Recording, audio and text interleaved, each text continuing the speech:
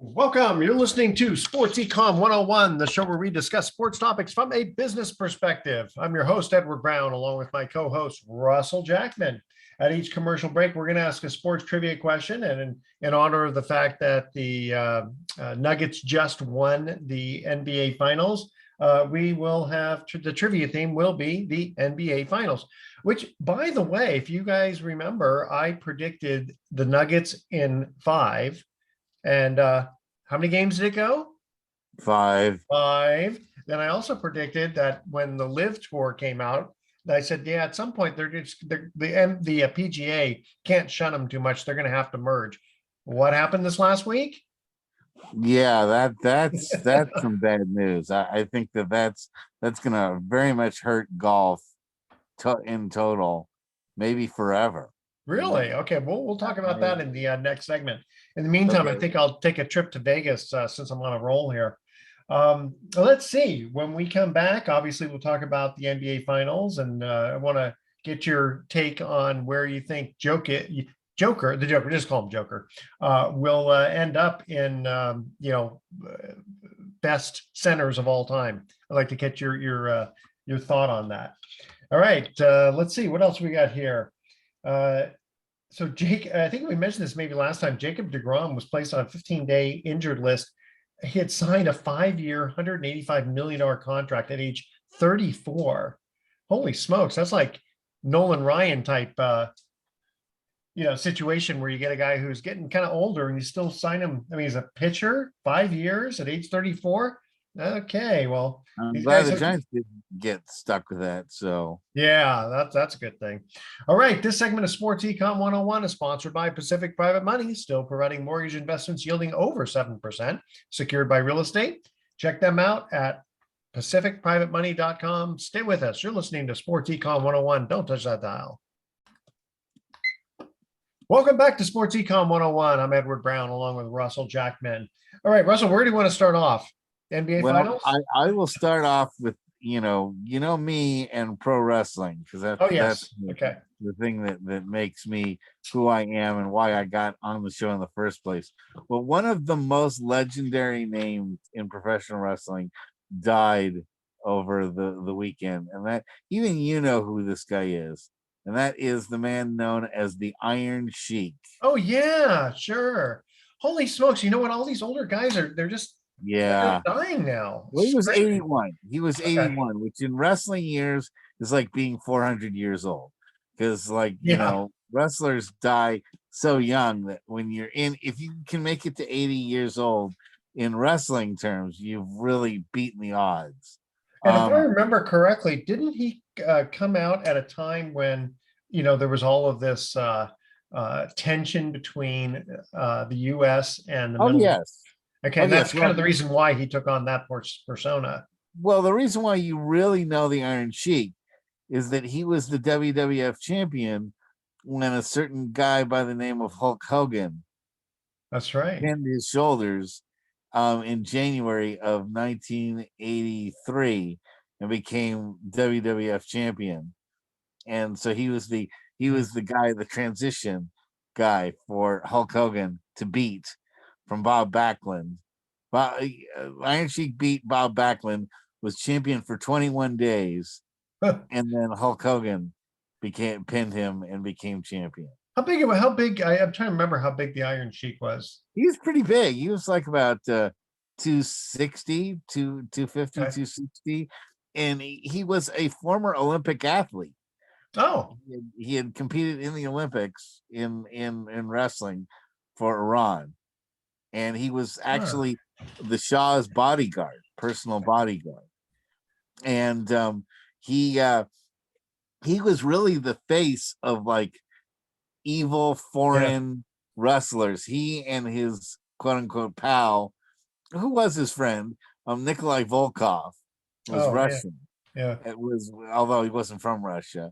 But that was when character-based wrestling was really hot, and he fought Sergeant Slaughter. The Iron Sheik fought Sergeant Slaughter in what was called a boot camp match, where they were allowed to bring any kind of Foreign object. accessories. Yeah, foreign objects.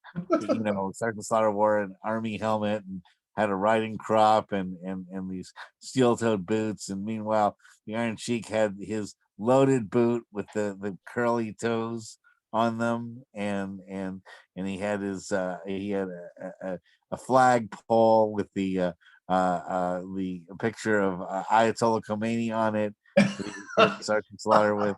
I mean, yeah, you laugh about it now, but I'm telling you, in 1984, people took that very, very seriously. Well, sure. I mean, well, look at it. That was just 5 years after Iran, Yes. over the embassy, and it was just a couple of years after, they got freed. But was it the great Mustafa? He was the one who used to tap his toe to get the whatever object. Yeah, and then the Iron Sheik adopted that. He, Okay. he went and used the loaded boot concept, and Yeah. it just he was really a super hated enemy Yeah. of everyone that loved America. But then Yeah. a few years later, he and a guy named Hacksaw Jim Duggan, who was supposedly Mr. USA. He used to run around with a 2x4 and used to shout USA, USA. He and Hacksaw Jim Duggan got busted on I-5 in California, smoking weed and doing cocaine in the car as they were driving up. And it really was kind of the end of kayfabe, the expression that wrestlers use to say that it's all a work, but you pretend that it's not a work. That was kayfabe. But you had like the guy who was the most USA type dude driving in the same car with the Iron Sheik up the 5, smoking joints and doing coke. What used to crack me up was, again, I used to be really into big time wrestling when it was in the late 60s. And, you'd see these guys, do certain things like, again, the great Mustafa, tapping his toe, and everybody knew in the audience what was going on. And the, it was like a tag team match, and the referee would be taken away, by one of the other, by the guy's partner. And, the audience is yelling to the referee, look. Yeah, And, that's kayfabe. That's kayfabe. Yeah. Believing that it's real, even though in the back of your mind you knew it wasn't. Yeah. You just the suspension of disbelief and the at least while you're watching wrestling, feeling that it's actually real. And but once the Iron Sheik and Hacksaw Jim Duggan were national news for getting busted, it was kind of it started rolling kayfabe down the road of dying. And how did you pronounce that? Kayfabe? Kayfabe. Kayfabe. Kayfabe. That's kind of interesting. It's kind of carny speak. It's gotcha. Okay. Well, I gotta say though that when I don't know, I can't remember if it was Jimmy Hart or one of those guys. Sometime in the 80s, I think it wasn't it, when suddenly these guys became extremely athletic, and it wasn't just about regular punching. There was a lot of acrobatic type stuff. Yeah, it was in like the mid 80s when you had Yeah. Steroids was a big thing, Oh and yeah.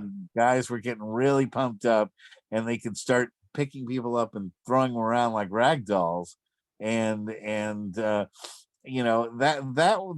made wrestling a lot more believable than just watching guys punch and choke each other, which True. was just slow and plodding. Certain guys like Bret Hart and Shawn Michaels Yeah. and the British Bulldogs and a bunch of other guys started really kicking up the athleticism. Well, I remember like watching guys get on the top turnbuckle backwards and do a flip to land on their. It's called a moonsault. That's called a moonsault. Moonsault. These names. I can tell you this. Anyone that thinks wrestling is fake and is totally bogus, I would like for anyone who says that to climb up to the top rope. Yeah. And just look down. I'm not even telling you to jump off of it. I'm just saying, look down from the top rope and think about jumping off of it, Yeah, and you'll be scared as hell, and you'll say, I sure. am not doing that. Well, and we know that, I mean, you can tell that the floor is got some give to it, but still, no, you're right. I It mean, doesn't it's have as much give as you think it has. Having yeah, been body slammed many times, I can tell you that the floor, that the mat is not like a giant trampoline, and you yeah. don't Oh feel no. You anything. can tell it's not. It I mean, does you've have been body slammed that many times. Is that why your head is the shape it is? yes, it is, and that's why my shoulders don't work perfectly, and why Yeah. although the worst fall I ever took, despite all the body slams and all that, was taking out the garbage in the rain over at my house and falling down my steps. So Yeah. it's ironic that all the things that happened to me in the ring never hurt me as much as taking the garbage out. Well, that's because you weren't prepared for It's absolutely true. it. Yeah. A I mean, it fall that just you boom don't see slipped out from coming underneath you. is a lot harder to take than a fall that you know that's coming. Yeah, That's exactly. Prepare your body for it. but Okay. Are anyway, you? peace home to the Iron Sheik. Was a big factor. He was also a star on the Howard Stern show. Really? Yeah, Didn't know that. Okay. he sort of had this collection of freaks, a menagerie of freaks that he had, in his collection, and Iron Sheik just happened to be one of them too. So Interesting. gave him a Okay. second career in a way. All So right. Are you ready for? We're going to cut to our first commercial trivia question here. Are you ready? yeah, Talking the NBA Finals. The Milwaukee Bucks went to their first first finals, excuse me, in franchise history in the 1970-71 season. They skunked the Baltimore Bullets, as they were known back then, 4-0. Who was the MVP of the series? That's our trivia question. Stay with us. You're listening to Sports Econ 101. Don't touch that dial. We're going to be right back. Welcome back to Sports Econ 101. One more time. I'm Edward Brown, your host, along with Russell Jackman. So we we finished got off more than just one more time. one more time. Well, I know it'll be one more time again. So, Thank you. So we just got finished talking some kind of fun wrestling stuff here, but here's our trivia question. The Milwaukee Bucks went to their first finals in franchise history in the 1970-71 season. They skunked the Baltimore Bullets 4-0. Who was the MVP of the series? Was he Kareem Abdul-Jabbar at that point? Yes. Well, Maybe he it's funny. wasn't. We will accept the answer, Kareem Abdul-Jabbar. He might have been Lou Alcindor back then. And in fact, I've asked this trivia question before, and it's funny because Vern did not know the answer to this one. What was Kareem Abdul-Jabbar's given first name? Oh, and it's not Lou. It's It's not Lou, but like that's what everyone Maurice or guesses. something. It's like Yeah. Maurice or something. Ferdinand. Ferdinand. That's Ferdinand. right. Yeah, That's right. that's kind of a tough one. Okay, so talking about the NBA Finals, which again my prediction of 5-1 came true. Where do you think Joker is going to land as assuming he kind of just stays the course, healthy, etc. He's been in the league like 8 years now. Where do you think he's going to rank as one of the greatest centers? Well, his career still has a ways to go. And what I was thinking about this morning, actually, before the show, is that Denver can maybe run this table again. They have Yeah. everybody coming back. They don't have big salary cap issues. They don't have, any divas or anyone that's got any attitude problems. They're a great team. Yeah. Well, Joker's a good passer. He doesn't, he doesn't hog the ball, Yeah, he especially doesn't. when he knows he gets triple I mean, teamed. he scored 41 earlier in the series and Yeah. all that stuff. He has the capacity to take over and score, but he also has the capacity to distribute the ball. Yeah. And the only thing he really can't do is block. They really don't have what you would consider a classic shot blocker Yeah, on that team. that's true. They don't really have a great rim protector. But in this era, rim protection is not that valuable when you compare it to the ability to shoot threes Yeah. and to distribute the ball. And I was listening to another commentator said that Jokic to him has the he said he has the ball handling of Magic Johnson, the low post scoring of Kareem and the Yeah. distance shooting of Larry Bird. Yeah. And kind Also, of have he has a that little bit of Dirk combination. Nowitzki in him too. Yeah, Yeah. yeah, except he's a better low post scorer and not as great a 3-point shooter. Dirk Yeah. usually looked to the 3-point shot as the majority of his scoring, whereas Jokic is a better low post scorer and Yeah. shoots 60%, shot 62% from the field last year. Well, Joker's got some. He's got more mass than Yeah, and he just Nowitzki. goes for the lower shots, the higher percentage shots, and not so much the distance shots because he has a lot of guys on his team that shoot 3-point shots. Yeah, Mike Murray did a great job. Um, as a point guard. I like this guy Christian Brown, not because it's the same as my son's name. Of course, and he pronounces it Brown, even though it's spelled Braun. But I like these guys who are just like really active all the time.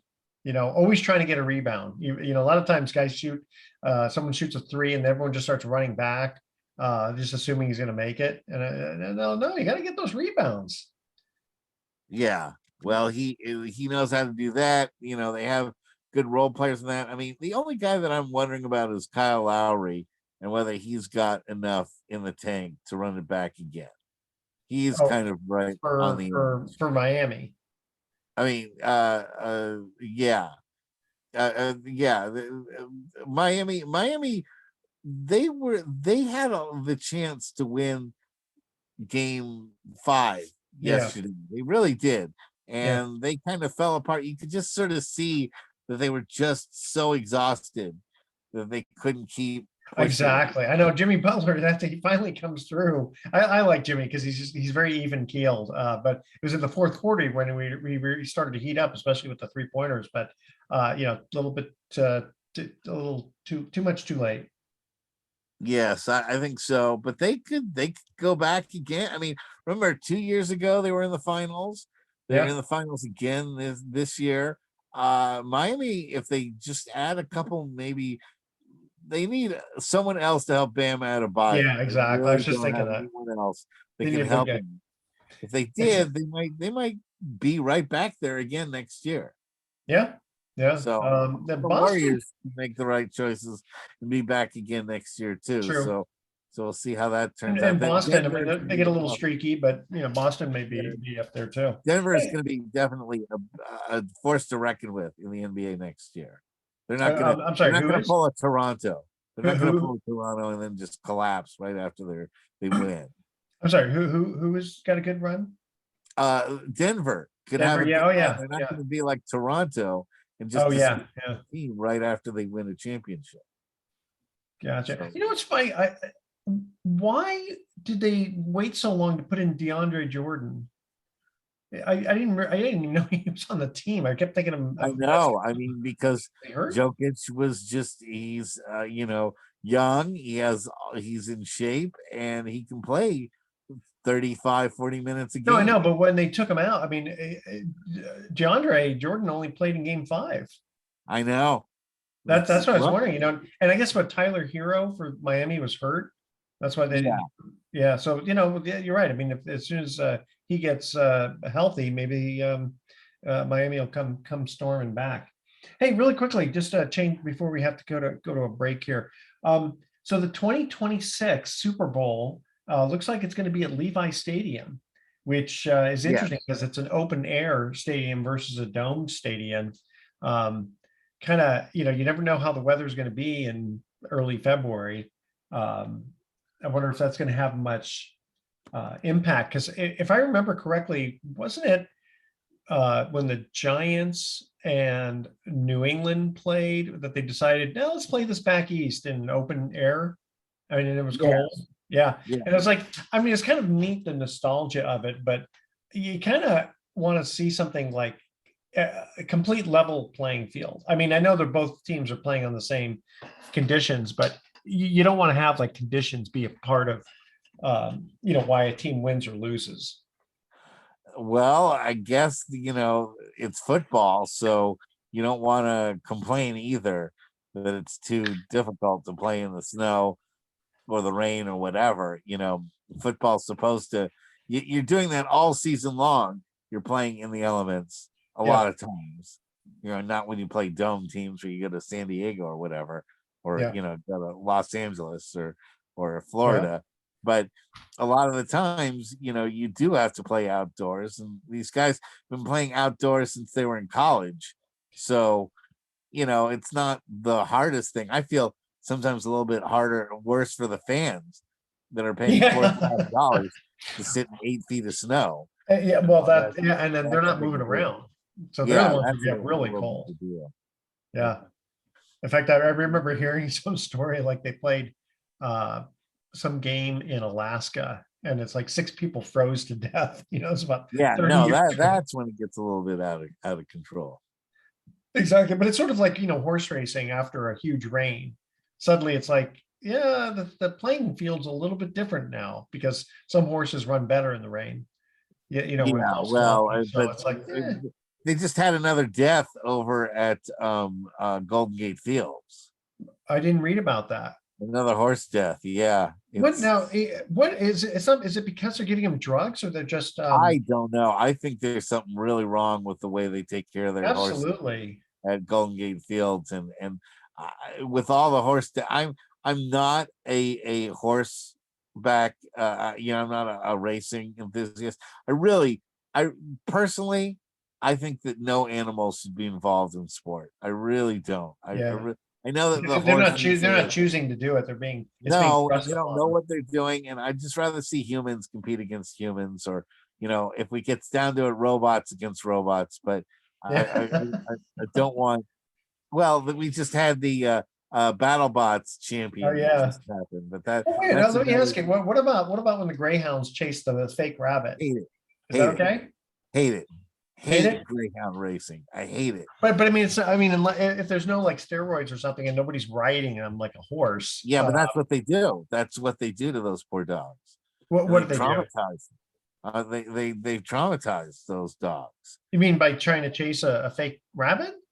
No, the way they just treat them when they're not chasing the rabbit. In other words, the other 99% of the time they're in the care of these breeders, and racers, they're usually treated very poorly, and they're only let out and oh god, yeah, no, I'm against that too. I don't like that. I'd just rather see human. To be honest with you, I'd rather know who the best human is in sport, and I don't really care who the best dog or the best horse is. Yeah, and because sometimes sometimes the jockey is versus the horses just running on their own.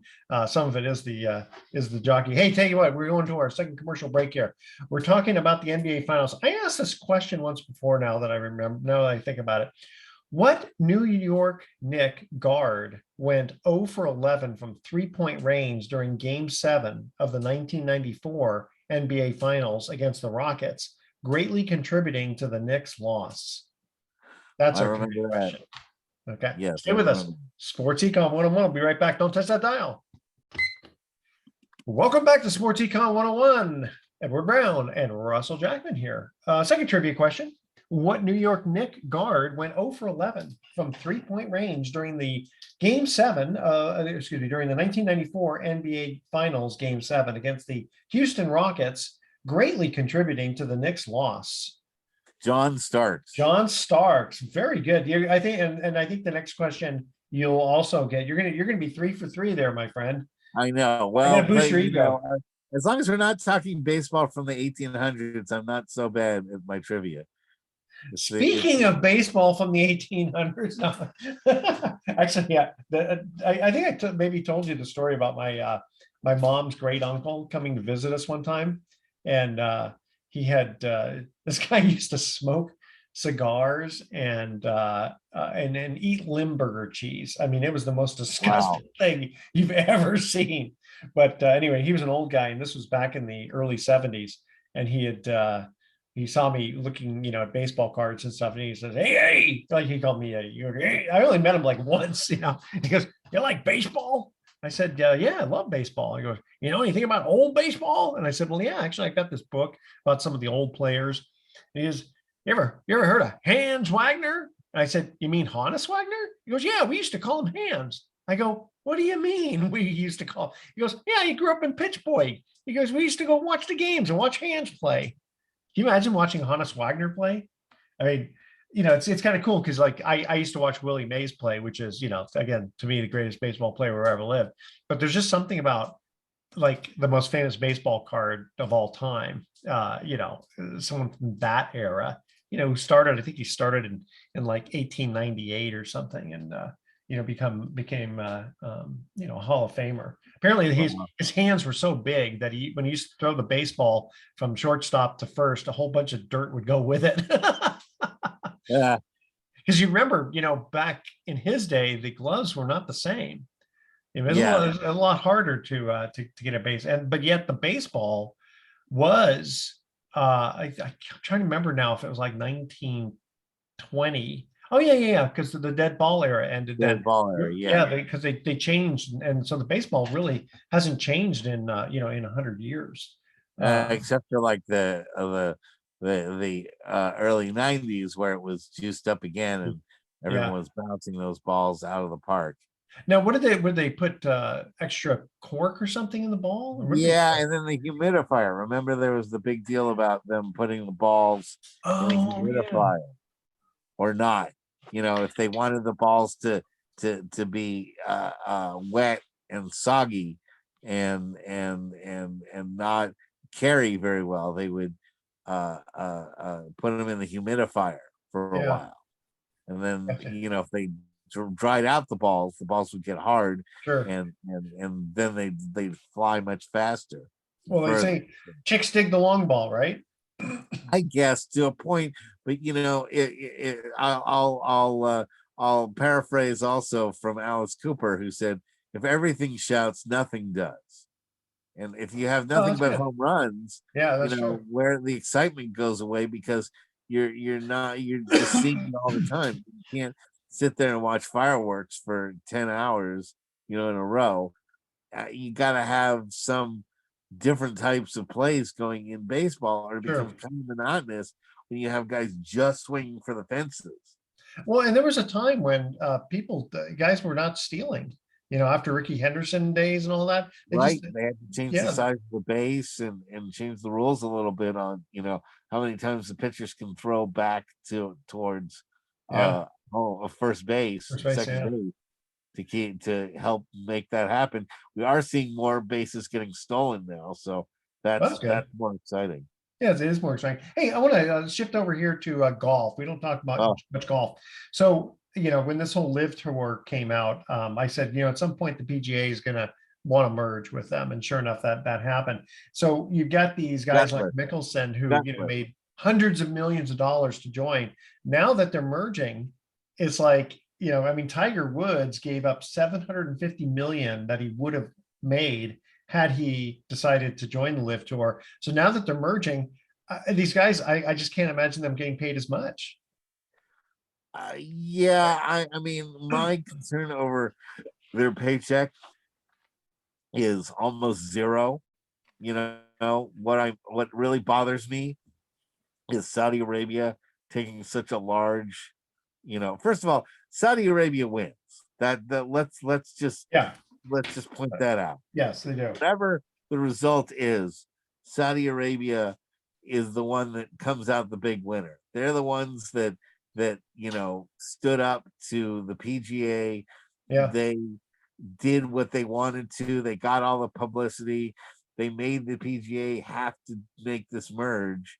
And now the PGA basically has 9/11 blood on their hands. I mean, you had the PGA commissioner, standing up and jumping up and down and saying, "Oh, 9/11 was the worst thing that ever happened to the United States, Yeah. and we can't, I'm standing up for the United States and what happened in 9/11." And then, a couple years later, he's turning around saying, "I'm going to, all those gas prices that you love so much when they go up," I thought it was not such Yeah. a coincidence that Saudi Arabia and the OPEC nations said that they're cutting production Yeah. 1 million barrels a day, and all of our gas prices are going to go up by about $1 a gallon. Right as the live tournament decided to merge. Well, It, yeah, they need the money to pay these golfers, right? I mean, it if disgusts me. It disgusts me. It disgusts me that a government is basically dictating what American sports does. And I think it's shameful. I hmm, think it's going to hurt the PGA. Well, here's what's going to happen. It will hurt the PGA over time, as people with some integrity will say, "I'm not going to watch a sport that's totally dominated by, in the background by Saudi Arabia." And then after a year or so, they're going to forget that that happened, and it's just going to be business as usual. well, You yeah, know, because people want to see, the good golfers play. They're not really thinking about behind the scenes Saudi right? Arabia. The thing is, I know, like Osama bin Laden was from Saudi Arabia. What I don't know is how much Saudi Arabia as a country had to do with. I'm not denying. I'm just saying I just A don't know. lot, a They did. lot. Okay. They had a lot to do with it. They financed it. They helped. They Ah, gave open, shores to the people who planned it. They helped. The okay. government itself helped pay for the planning of 9/11. And Ah, we've never punished Saudi Arabia for it. Instead, we decided it was a great idea to invade Iraq because of that, and gotcha. because in Gotcha. Afghanistan, Yeah. because Yeah. of what Saudi Arabia did, thousands thousands of Americans and hundreds of thousands of Afghanis had to die needlessly. Hmm. And I'm never gonna I will never forgive Saudi Arabia. I will not watch any golf, but the fact that the PGA is the label that they're going to use, people will buy it. I mean, it's like McDonald's. Yeah. It's a known brand, and Americans, if nothing else, are suckers for known brands, and so it just really bothers me that Saudi Arabia got what they wanted out of this. It just Well, shows that America and is don't a you much mostly blame the PGA Tour? I'm blaming America's love for money, and just Yeah. we will forgive anyone if they throw a big enough wallet in our Yeah. face They there you go. It and goes back say, to money talks. here, Yeah. we're sorry we helped destroy two of your most iconic buildings in the center of the largest city that you have in the United States. If we just, pay your golfers a lot of money, you could just forget all that stuff. And it just Well, bothers me. It yeah. bothers me. And I really am afraid that like things like the WWE and who knows, the NFL and Major League Baseball and hockey, and who knows, Oh yeah. whatever the Saudis want to get next, we're just going to sit there and let them railroad us for money. Yeah. It just bugs me. Well, kind of China's sort of kind of been doing the same thing, buying up our Yeah, but they don't want to farmland. buy up one of our major sports teams. They don't want to buy up, a league or something like that. They do it, buildings or real Farmland. estate or whatever. But I just, when you buy up sports and you start controlling them for your own interest, as a government, it's not like Yeah. it's just so there was, a particular Saudi Arabian who had enough money that bought into the live tournament or buys in to the PGA. It's an entire government that is infiltrating a sport of America and influencing it. And that just, if you're not concerned, I'm wondering why you aren't concerned. Yeah. I mean, sports is only so much of the entire world. Um, economic out, not just economic, but Why it's we're just here, it's well, I know that's true. That's true. This is why we're here. So let's see. There's a few other things to go over. Maybe I think we already talked about Tom Brady is going to be a minority stakeholder in the Raiders, right? we did not. We did not. Who knows? You Not might today, have but to I think play we covered that a quarterback couple for weeks them. ago. Say You again? might have to play. You might have to play quarterback to them. Yeah. Because there's still talk about Jimmy Garoppolo's foot not being 100%. As much as he was a good team player type thing, I am so glad we don't have him anymore. Oh God, yes, Yeah. yeah. No, I'm done with that drama. Although the drama is not over. The whether Brock Purdy is going to be ready by the Trey first of, Lance. Mhm. does Trey Lance have anything in the tank at all after the Niners paid such a huge price for him. And, is Sam Darnold, ready to take the helm if those two aren't ready to go? And, if so, for how long and how good are we going to be if we Yeah. have Sam Darnold? I like Sam Darnold. I mean, he's no Tom Brady, but he can I think he can hold his own. For the third string quarterback for the Yeah, yeah. 49ers, he's probably the most talented third string quarterback Yeah. that he can have.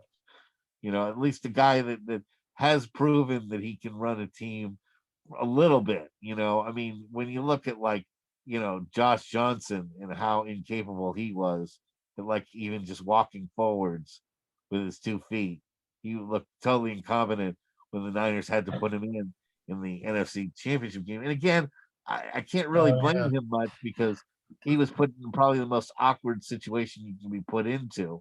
A third stringer that had no playing time, having to. You got to figure. I mean, I don't know. The guys are supposed to be professional. They do practice with the team. It's not like they just sit in the stands the whole time watching and then go, "Okay, coach, put me in."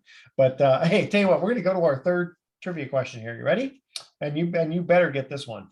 What all-star from the Cavaliers suffered a knee injury late in game 1 of the 2015 NBA Finals that caused him to miss the rest of the series? I know you know the answer to this one.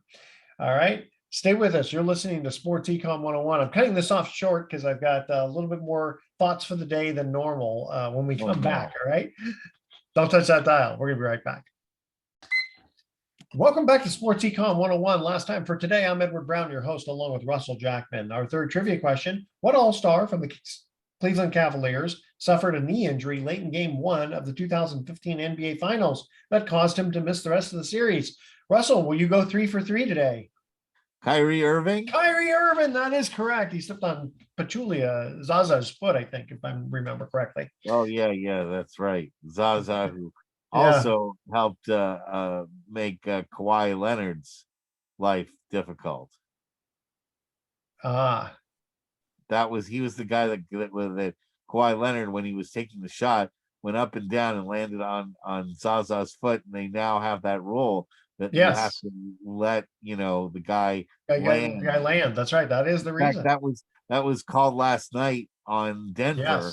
With a critical point in the game. Yeah, with Jimmy Butler kicking his foot out, because it looked like maybe Aaron just kind of he moved his foot just a tad in there. Okay, you ready? To give that guy landing space. You have to give that's true. The ability to land, and I think that's what caused that foul to be called. I think you're right. Okay, here's our long thoughts for the day. So 3 for 3. You got to remember today. I know. We'll remind everyone of that. Okay, 2 policemen called the station on their radio. Hello, is this Sarge? Yeah. We have a case here, Sarge. A woman has shot her husband dead for stepping on the floor she had just mopped. I know. Hold on. Let me finish this. Have you arrested the woman? No, sir. What's the answer? The floor is still wet. Very good. Okay. And whenever I go to casinos, I always see the most ridiculous sign that says, if you have a gambling problem, call 1-800-GAMBLER. So I thought about it for a moment and dialed the number. And when they answered, I asked, I have an ace and a 6. The dealer has a 7. What should I do? Hey, hold on. I hear snickering. You like that one, huh? That's silly enough. That's silly enough. All right. Tune in next week to Sports Econ 101. We'll be discussing sports topics from a business perspective and asking more sports trivia questions. Thanks for listening. On behalf of our team, I'm your host, Edward Brown. We'll see you next week. Adios. So long.